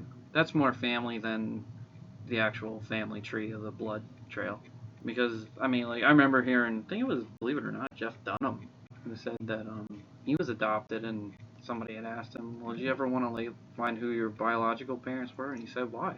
I was loved by two people that considered me their son, so I didn't feel a need for it." I mean, I have no idea if he has any ill will from like his biological parents or what. I know some people do, some people don't. But he made a really good point, and he said, "Hey, I was adopted, and I was just as loved as any other kid who was a biological kid. So what did it matter?" Yeah. And I think that's just for everybody in general. And I know the old phrase, "You can pick and choose your friends, but you can't pick and choose your family." But friends can come and go too, and they're not who you think they are. Yeah. I've had people come and go. I'm like, there's very few friends that I've held out with, held on to, I guess would be the best way. Like, obviously, you are our other friend Mitch Mm-hmm. from high school. Wow.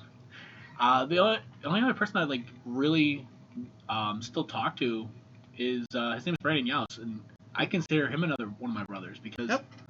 Brandon's a we, good guy. yeah, we've been through a lot. I mean, like shit. Like I said, I see him more as a brother than a lot of people. We don't get to talk as much as we used to, but when we do, it's like we didn't even miss a beat. I'm like that. That's how I know we're getting older, because like, oh man, the time between talks is just Yeah. And But- that's where technology is also like really beneficial, because Yeah. you know, we got the opportunity to FaceTime and call or text just to quick send a message to everybody, you know, like cool shit like that. You know, it's like what you said to me when we were going to see our friend Jake in the hospital, that yeah, you know, like you just see people in hospital beds, and you know, if you just wave to like a random stranger or just say, "Hey, how's it going?" You know, it could make their day. yeah. And that was actually one thing I've read about people who considered suicide. All they needed was someone to say hi and just wave. Just that smile alone would have helped them get through. And I'm like, when I read that, I'm like, shit, man. I'm like, that's all most people need. It's just that happy, like even that bright moment, just could make your day better. Well, it's like what we were talking about in Silent Night, Deadly Night, where the kid was like so traumatized, and all we see is him getting abused from everybody who's starting to take care of him outside of what his parents were. Like that was like the heart of the story, was like nobody said to the kid that anybody loved him. Yeah. You know, he was just being used and he was being abused constantly, and then look what happened. He fucking snaps.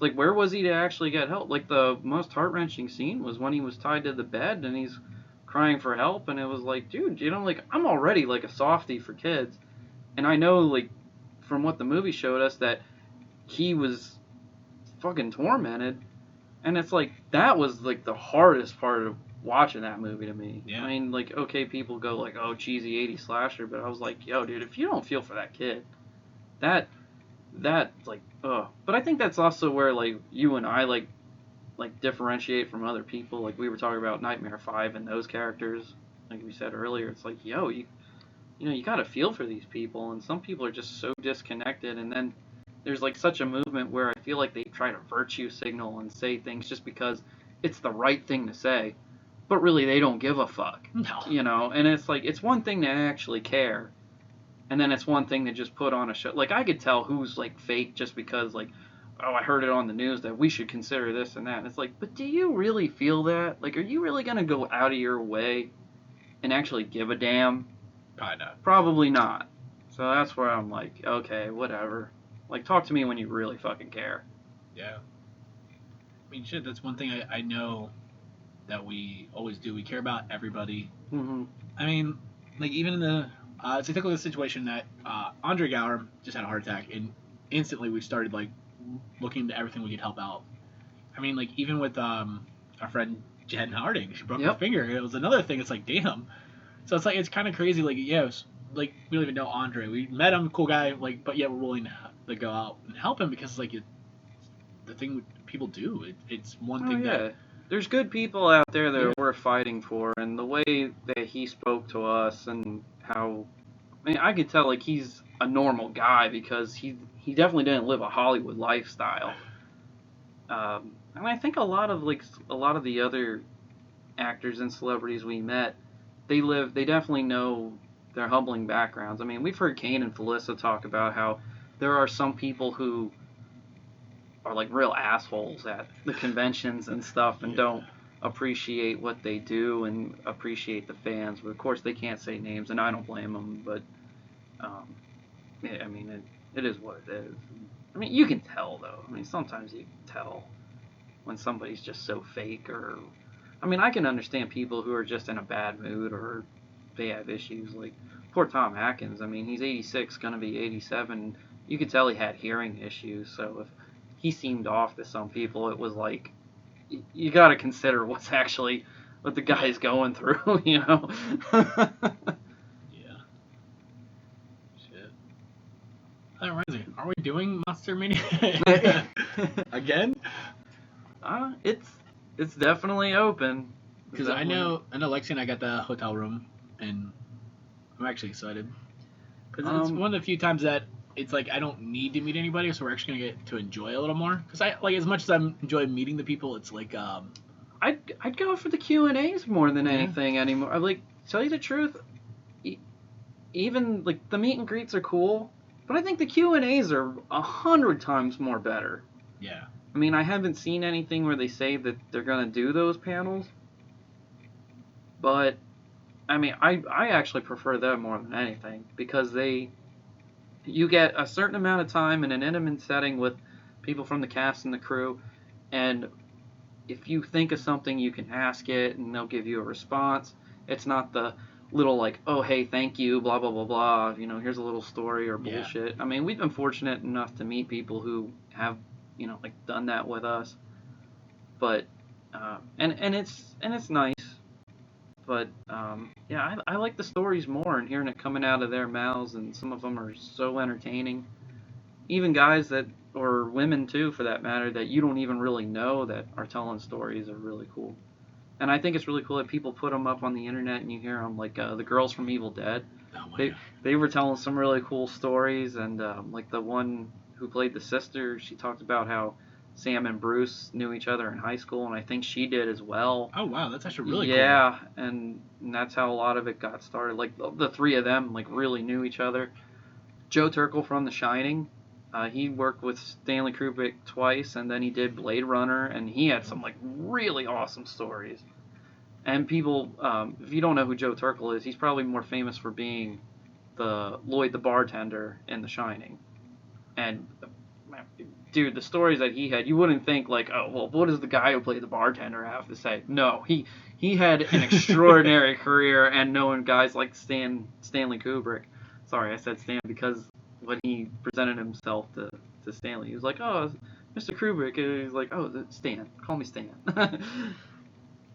Really neat stuff. And if you get a chance, like, watch the panels and all that other shit. Like, I know you're not a Blair Witch fan, but hearing them talk about their experience in the woods and stuff, it's really cool. Like, the making of that movie, and that's another movie where I think maybe on paper it's a lot better than the execution. Because it still is a really cool story. But when you watch it, you know, obviously there's a division where it's like, oh, it fucking sucked, or people, you either love it or you hate it. Yeah obviously. I think, honestly, I didn't really start checking out the Q&As until more of recently. So I did 2 Bruce Campbell ones. Because, like, it was the first time that I got a hotel room at the Monster Mania, and I'm like, cool, we'll actually get to check out some of this stuff. And I did Bruce Campbell's at the Monster Mania, and it was kind of the first time I did it, so I was like, just getting to hear everything, check everything out, and I'm like, it was him and Ted Raimi, so like they both had stories. I'm like, shit, man, this is actually really cool. So like that actually opened my eyes to actually seeing a lot more to those conventions. Yeah. And then later, almost a year later, went and saw Mahoning Bruce Campbell was doing a Q&A for Evil Dead and that, so I got to hear more stories. So it was kind of really cool with that. And I heard that some people like Robert Englund can talk and talk and talk, and I just think, like, I read his book too, so I can only imagine like the more that he talked about, at Q&As. I think it would be really cool to see him and Heather Langenkamp exchange stories Oh my gosh. from the 3 best movies in the whole series, and those 2 and the history. Oh yeah. Because like they've done other stuff like outside of like Heather had that documentary I Am Nancy, and like other conventions that they do. I still have my doubts of that documentary. I said the exact same thing. I was like, this is some bullshit because we stood in her line. Yeah, People know. She's an iconic character in the horror community, and I think that's, yeah. I think that's what it was. It was like, I mean, at the time when she did it, she wasn't as popular, but we didn't see her much later than that, and it was like she was really popular. So it's like one of those things like, are you though? Yeah. But hey, I can't fault her on it. No, it was still a really good documentary. Yeah. Like, even outside of that concept, she did talk about a lot of different things with the Nancy character and even the conventions. Mm-hmm. Yeah, that was really cool. It gave you like a big perspective of those conventions and stuff for anybody who didn't know, and it's really awesome. Yeah. Plus, I mean, she did say to me I was her favorite guy. Oh my god, I kind of want to meet her again just to fix the stupid picture of me with her. Oh god. Honestly, like, I kind of want to meet Felissa Rose again to get a new picture. Because, like, yeah, we're wearing our mask, but you can tell we're smiling. Yeah, oh yeah. I just couldn't believe, like, how amazing, like, gracious she was and personable she was. Dude, the fact that my daughter took to her, too, was, like, that was crazy really part. cool, too. That was mind-blowing. Even she made a joke about it, like, yo, I got the kid now. Yeah. And look at her in that picture there. I mean, she's smiling so much, too. It's like, oh, man. And that's what you want. Especially for a dad, and just being like, hey, remember this experience, kid? Yeah. Yeah, that's really cool. I mean, like, she's too young to, like, know what she did, but she made a moment even, like, more precious. Mm-hmm. Well, sure. I mean, shit, dude. The Tom Atkins one I thought was the funniest because she gave no fucks at all. I'm fucking done. Let's leave. All right, see you, honey. I still think it's funny, like, how her and my nieces, like, stole the show when we saw Batman in theaters. I was like, oh my god, the, like, kid commentary. It was the best. Like, all 3 girls just, like, stole the show that night. Yeah, like, it's memories. Making a moment is, I think, the best thing that we're all doing right now. Oh, I've said the same thing. I mean, like, it was funny because Jackie and John and I think we were waiting for you when we were doing a recording for, I think it was for our Goonies episode. Okay. We were talking about how, we're in our 30s. What have we done with our lives? And I chimed in and I said, you know what? I realize that I've done so much with my life that I can write a book. Like, it may not be the most interesting book to a lot of people, but to me, like, I can tell so many stories about things I've done, and people could give 2 shits about it or go, oh, well, like, what have you really accomplished? And I'm like, but what does that matter? Like, I did some really wild shit with my life. Yeah. And I'm proud of it. Like, I actually had said to some people, like, if I honestly, like, died today, I'd be like, okay, my time's up. Fuck, dude, I've seen NFL games that are gonna go down as, like, classics in history. Like, at least 2. Who the fuck can say that? That's pretty fucking awesome. Yeah.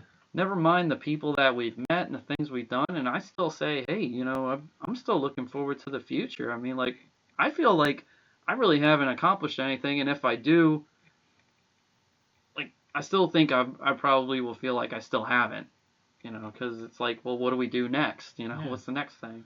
Because we're always looking to the future. Like, let's say in our 20s, it was like, all right, let's go do all the stupid shit, get that out of the way. Now that we're getting older, like I said, we're making the moments. Mm-hmm. And it's becoming more of a thing because, like, yeah, like, we're going to remember these moments more. Like, even Thea's going to remember these moments more as we're getting older. The more she remembers, she's going to associate that with stuff. Absolutely. And I think that's what we've come together as a group is, like, making that moment. Like, yes, my brain just totally. So like going back to that picture of Felissa Rose, like that was a moment that we had that everyone enjoyed, and it was probably one of the coolest interactions we've ever had. Times at Mahoning. Yeah, that's a moment. It's a moment. I mean, like, damn it. I wanted to take Thea to do their opening night. So it'd be like Willy Wonka and Charlie and the Chocolate Factory when she got older. Oh, fuck, man. Yeah. Because even that, like this year I did show her Wizard of Oz. Sorry, that was actually the opener. It was Willy Wonka and Wizard of Oz. So I actually did that at home. I made like a little drive-in because it was cold and obviously I wasn't gonna take her to do that. So I was like, cool. I actually made her a little card, the lights. I was like hoping to have like a moment with her. She enjoyed it. Like she enjoyed the popcorn, but I don't think she cared about the movie. I think me and Lexi enjoyed the movie more than. Oh yeah, I mean it's just like how when I rented a theater and we all got together for Batman for my birthday. I mean that was a special moment to me. Yeah. Like I wasn't expecting 20 people to show up. Like we hit the max because of COVID and all that, and to rent a movie, like it looked like at one point we weren't going to be able to get a movie. Yeah. Theater at the time, and then it was like, okay, well I found one for my actual birthday. Which I thought was cool. Yeah, and 20 people showed up. I was like, yo, I didn't even tell everybody it was my birthday. Some people were just like, yo, is it your birthday today? And I was like, yeah. I thought that was actually the funniest thing. Like, I didn't care. I just was like, yo, people, come on out. Like, we're playing Batman. Yeah. But I will say this, like, if I can, I would so love to, like do a double feature of 35mm of the original Batman and Teenage Mutant Ninja Turtles. Because those two were my childhood. They were the first ones that mattered. And they get that old nostalgia feel. Especially now because everybody has that correlation of Batman 89 and Ninja Turtles 90. Yeah. That would be like my dream double feature to just relive one more time in a 35mm That'd be really cool, actually. atmosphere. So like if I were to rent another theater again with that option, I'd be like, yo guys, this is what I'm doing. Even though, like, we've seen them in the theater again a couple times, but I would just do that and say, like, okay, now I'm good. I'm done. And then, like, you could probably even bring Thea to that now that she's 2 and getting older. Yeah. So, like, that possibility's still out there. Not this year anymore, obviously. Oh, my gosh. I mean, there's still some films I'd like to get that theater experience with. Like, I saw Friday the 13th, the original, on Nightmare on Elm. I mean, I didn't see Nightmare on Elm Street. I saw Halloween. I want to see Nightmare on Elm Street in the theater. I was fortunate enough to see RoboCop and first Terminator at the drive-in on 35mm. I want to do a Rambo movie and Predator. That'd be really fucking Predator cool. would be fun. That'd be really cool. The Crow. That's another one that I'd really like to see too. Yeah. I mean, otherwise, I've been pretty much hitting them off my list. So, we'll see what happens. Like you said, we'll see what the future holds. Yep. No, we're going to make it happen. Yeah. Just like how we got so many ideas in the works that hopefully we can make them all. I mean, we don't know for sure. I mean, we got ideas of like tributes and like straight up rip-offs, but when people who listen to us and they'll watch what we do, they'll say, "Oh, this is totally them." Yeah. I mean, even now, like we've been working on designing new, I guess, cards for the Cinema Sanitarium, Film Asylum, and stuff like that. Yeah, like our image. Yeah, so we've been working on that. We're trying to get everything kind of nailed down before we actually start doing the art, which is I'm excited to see because like even though the ideas we keep throwing around, like we both started sending like little drawings back and forth. It's kind of funny. So it's kind of cool. Like I love the fact that we are making it our own thing. Mm-hmm. Like as much as I love that original image that I just did as a quick like here we go. And then with the other stuff, it's like I'm glad we are getting away from it and then evolving is the best way to explain it. Because like I have checked out some other podcasts. Like I've been checking out My Favorite Murder because of Jen Harding. Even them in the beginning were kind of like really awkward like we were, and then they evolved, and that's where we're at. We're all like they evolved over time. Obviously, they're like 6 years in. It was 2016 when they started. 5 years. Yeah, I can do math. like we're our third year in, and we have evolved so much in 3 years that it kind of is mind blowing. Yeah, really. Like we've as much as we tried to branch off and do other shows, I think Film Sound's always going to be our main, and then now Jeff and Collin in the Morning is going to be our secondary. Mm-hmm. Like, as much as we want to do Conjugal Visits and Movie Morgue, they're little fun ones, but it's like trying to find time to do those two, plus those two, is like the hardest thing. Like, especially like all our schedules now, like Collin and I doing 60 hours a week plus John's weird weekly schedule, I guess. Yeah. Is that and just life in general. Yep. So it's kind of crazy. Like, and we're always talking about bringing guests on, and we're trying to figure out their schedule, work with our schedule. And people who want to come on, and it's like, oh yeah, well, we got to work it out. Yeah, it's funny because like so we're getting the content up there as long as we keep it going. Like the pandemic helped us out get a lot of content out, and it was kind of crazy like how quick we were pumping them out. And now, like, it's slowed back down because of everything going, I guess, back to normal. It's getting there. And it's now we're trying to figure out schedules again and try to get everything kind of worked out. It's kind of cool. At least we're still doing it. Yep. I didn't, in a way, I thought it was going to die when everything went back to normal. I didn't admit this to you guys because, like, it was weird because I didn't know what we were going to do. And definitely not die, but slow down. Well, it's like when John didn't know his schedule, I didn't know if like we were gonna take Jeff and Collin in the Morning and actually do it as a show. Like I was always considering it as a part of Film Asylum, but now just kind of like it's just us. Like we got a taste of it during the Who Puts Baby in the Corner episode. Yeah, or the original Conjugal Visits. Yeah. I forget what I actually called that one. It was just funny because all I remember is the image from Dirty Dancing with mannequin added in. Yeah. Fuck, what's her? Nobody Puts Emmy in a Corner. That's right. It.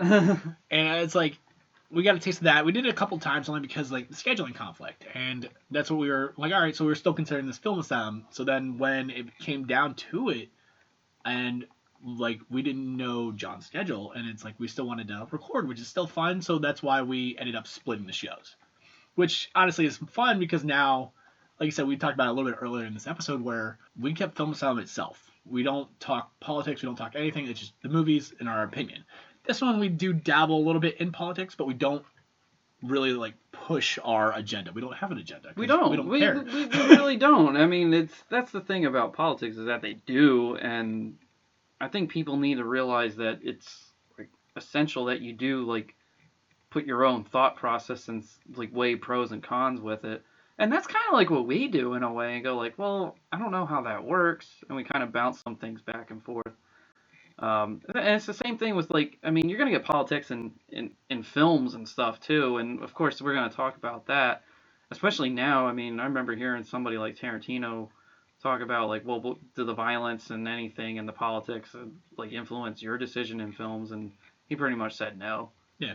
And I don't blame him because I think anything's going to offend anybody. Dude, probably something we said today is going to offend somebody. Oh my God. Yeah. So that's why I'm like, I mean, Married with Children offended people and they made a big stink about like kids closing their eyes watching the show. And it was like, yeah. And it was like, well, then just change the channel or turn the fucking show off.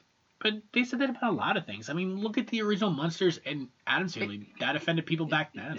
Kiss offended people, and they came out and were making music. So it's Alice Cooper. Alice Cooper, yeah, exactly. To tell you the truth, it's the dumb shit that I see that offends me. Like they always talk about, oh, like sex and nudity is so, like taboo, and you gotta hide. But yet there's so much of it's out in the open right now that I'm like, so it's so censored that it's out in the open. Like look at the cover of some of these magazines and shit. Yeah. I'm like, okay. And I just because we're getting ready to do a RoboCop episode for Film Asylum, I was just watching an interview with Paul Verhoeven. Okay. And he was talking about how he had to go back and re-edit things for the Motion Picture Association, and yeah, because he's a Dutchman, straight over from Europe. He like censorship to him was just kind of like, what? This is silly. The fuck is this? He straight up said, I didn't know what the MPAA was, like as a joke, obviously, but he goes like I thought this was a free country, and it's like, yeah, I know, right? They're actually more lenient with shit like that over in Europe about like sex and violence and stuff, and like over here it's like, oh yeah, do whatever you want, but whoa, you know. It's bizarre. Yeah. I'm excited for that episode. Me too. I think we've been talking about this for what, 2 months now? We've actually been talking about RoboCop since the show started. It's true. I feel like because we were doing that whole movies that made us, and still technically are with Film Asylum. Yep. And that was one that we kept coming back to, and it's just like, all right, we kept pushing it back a little bit, and then like the scheduling conflict happened, and then it was just kind of like, all right, we'll keep pushing. Like at some point we will do this. Yeah, we're gonna have to. Yeah, because that one and Ghostbusters were the two that we kept talking about. Yep. And then I suggested Ghostbusters later in the year for October because I'm like, I'd rather either earlier in the year for when it got released, or let's make it a Halloween movie. Mm. So it's like, hopefully that works out for that. And then we gotta get Jen Harding back on for Monster Squad versus Goonies and Scream. And Scream. Dude, I'm excited for that episode too. Me too. Dude, that trick we played on her. Ooh. I'm waiting for us to murder her. This might be her last episode. I know. I feel like I should make a mock-up for the Scream one already. Just kind of send it to her. Like, what do you think of this idea? Yeah. Just to kind of like spark it. Spark it. I could just see the with her broken finger. I'm gonna kill you. Yeah.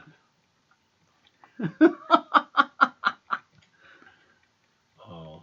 I'll just say when I'm dead, at least donate my hair. Shave it and then. Is there anything else?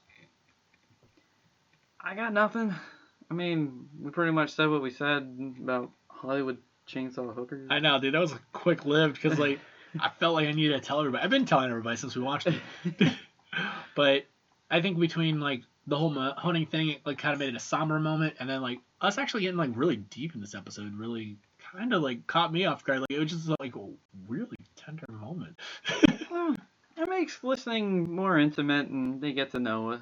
Audiences get to know us a little more, and we're trying to be positive and productive and get our things out there, let people know that it's if you male or female, it's okay to cry. I mean, my girlfriend will tell you, like, well, you usually yell at people like, stop crying. That's like, yeah, but I know it's okay, really. Yeah. It's just me kind of like being funny, like, stop crying. Because, trying to make a light of the moment. Exactly. I mean, come on. I had Thea crying before we went to daycare, and I called her a drama queen. What does that smartass do? She repeats drama queen while crying. But overall, I enjoy episodes like this where we get deep. I mean, like, I got deep in things like Ninja Turtles, give people a perspective, and why that movie was, like, so important to me, because it is important. Like, it was, not only was it, like, characters that I loved as a kid, but I remember learning that characters like that are a great influence to you, even though they're written and created, sometimes are better than people because they're made that way to be an influence, not just entertainment. I mean, if something changes, it's because they're written that way to sell or change a dynamic.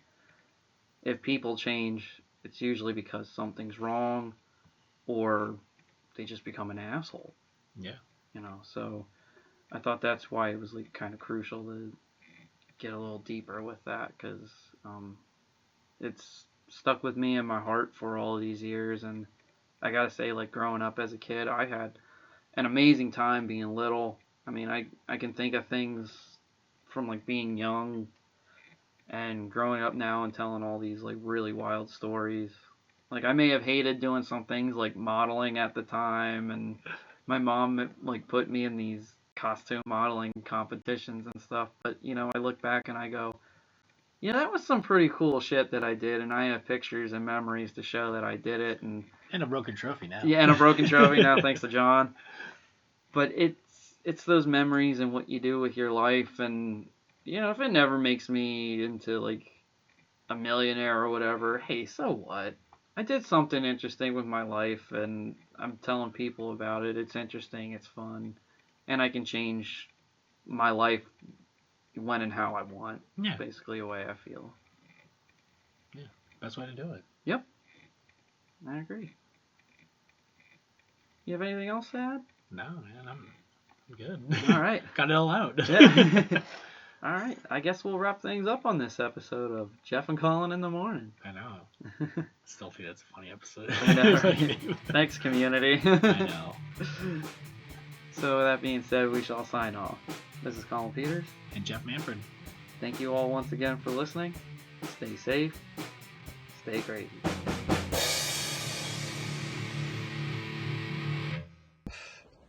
Please, somebody help me. Oh, yeah.